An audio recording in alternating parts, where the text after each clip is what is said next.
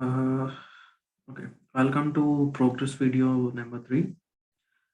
As explained in the previous video, we intend to use two cores. One core will be looking for corrupt data. One core will be looking for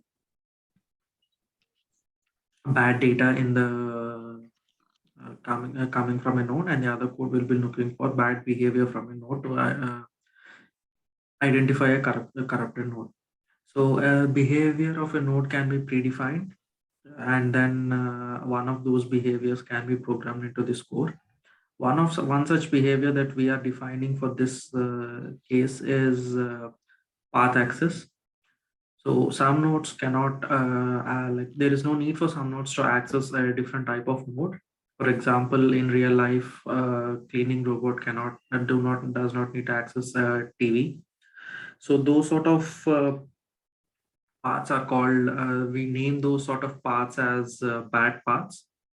And if we see that any of the data is trying to move in those paths, we assume that the source of that data has been corrupted. So to do that, we don't have to look at the entire data. We just have to look at the packet.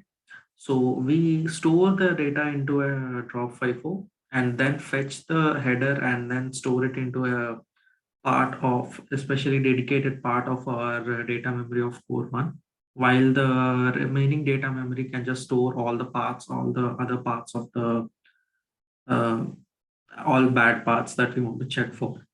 And we have 4 threads. Each thread can be looking at a different path. So that way we can ensure that our pipeline is being fully utilized. And once we get a bad path, like if either of the threads get a bad path, then we are going to send a drop signal to the drop FIFO and also a a corrupted node message out into the FIFO.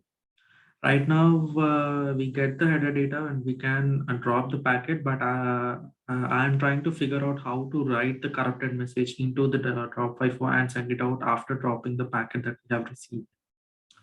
And after this, I plan on working on the core 2, which will be looking at the Bloom filter, and the core 2, which will be looking at the data itself, and then see if it contains any bad patterns, and if it does, then generate the same corrupted message that we are doing here. Sachin? Yeah.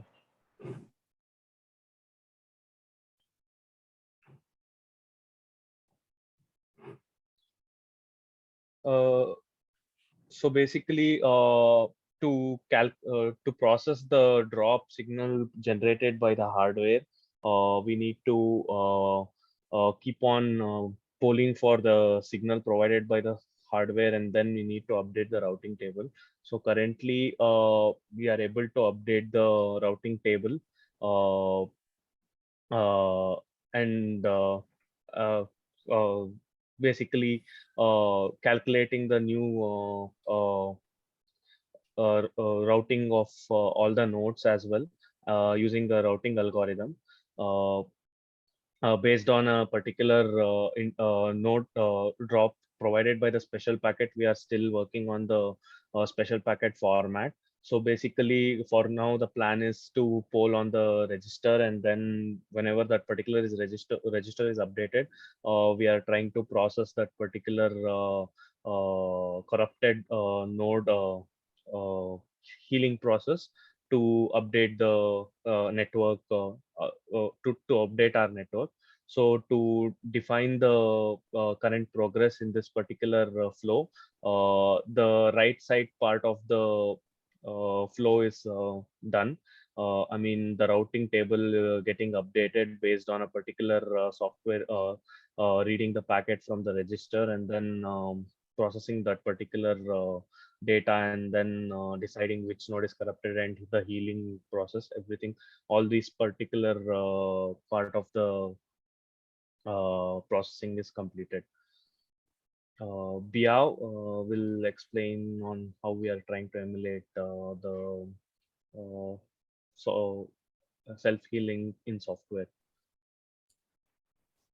Yeah, so as Sachin said, we figured out how to change the routing scheme And right now we still need some work on figure out bridging the algorithm part and actually changing the routing table on detail lab nodes to make sure that everything goes exactly like the algorithm specifies it to. And right now, we also need to have a software benchmark to compare our performance to. So we found this tool called Snort, which is open resource intrusion detection software that does something very similar to what we were doing in this class, but is mostly software based. And because it also does content based routing, so it should not take too much time to to implement this and implement using this and have something to compare to. One thing worth noting is that they do also have their software-based pattern matching for intrusion detection. It's just completely software-based, mostly using this algorithm called Aho-Korasic. And it's based on sparse vector and matrix operations. And they also have done some testing on it. So I think we should have a good benchmark using this to compare with.